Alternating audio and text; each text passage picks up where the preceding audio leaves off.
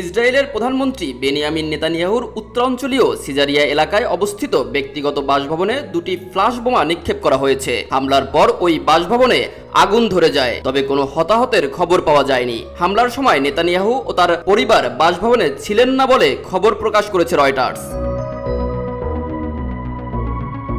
16 November শনিবার সন্ধ্যায় Caesarea এলাকায় নেতানিয়াহুর ব্যক্তিগত বাসভবনে বোমা নিক্ষেপ করা হয়।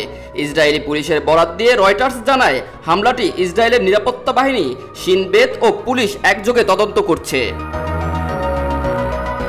এদিকে ইসরায়েলের প্রতিরক্ষামন্ত্রী এই হামলার তীব্র নিন্দা জানিয়েছেন এবং বিষয়টি অত্যন্ত গুরুতর বলে উল্লেখ করেছেন। প্রতিরক্ষামন্ত্রী এই হামলার ঘটনায় ক্ষোভ প্রকাশ করে বলেন, ইরান এবং তার ছায়া সংগঠনের কাছ থেকে হত্যার হুমকি পেয়েও প্রধানমন্ত্রীকে তার নিজের বাসভবনেও একই ধরনের হুমকি সইতে হবে, এটা সম্ভব নয়। তিনি নিরাপত্তা এবং বিচার সংস্থাগুলোকে অবিলম্বে কার্যকর পদক্ষেপ নেয়ার আহ্বান জানান।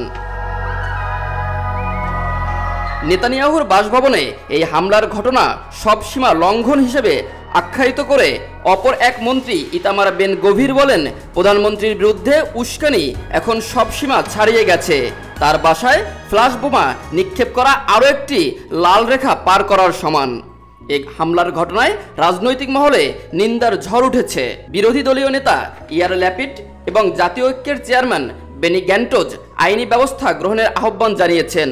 ইসরায়েলের প্রেসিডেন্ট এ হামলার তীব্র নিন্দা জানিয়েছেন এবং দোষীদের শাস্তি নিশ্চিত করার উপর গুরুত্ব দিয়েছেন।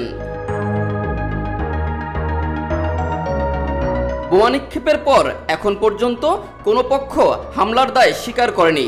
তবে ইসরায়েলের উত্তর সীমান্ত অক্টোবর 2023 থেকে লেবাননের হিজবুল্লাহ গোষ্ঠীর সঙ্গে দেশটির বাহিনীর মাঝে গোলাগুলি চলে আসছে। এই হামলার সাথে কোনো আঞ্চলিক উত্তেজনার সম্পর্ক আছে বলে কোনো প্রমাণ মেলেনি। এটি প্রথম নিরাপত্তা লঙ্ঘন নয়। এর আগে নেতানিয়াহুর একই বাসভবন লক্ষ্য করে 21 অক্টোবর লেবাননের হিজবুল্লাহ ড্রোন হামলা চালায়। এই হামলার দায় স্বীকার করেছিল এবং নেতানিয়াহুকে হত্যার হুমকি দিয়েছিল ইরান সমর্থিত গোষ্ঠী Hezbollah.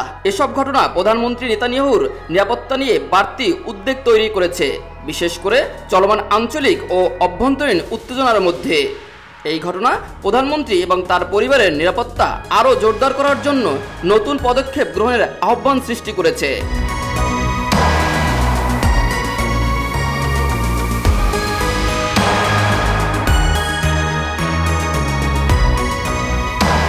Mahtabur Rahman, desk report, reporting.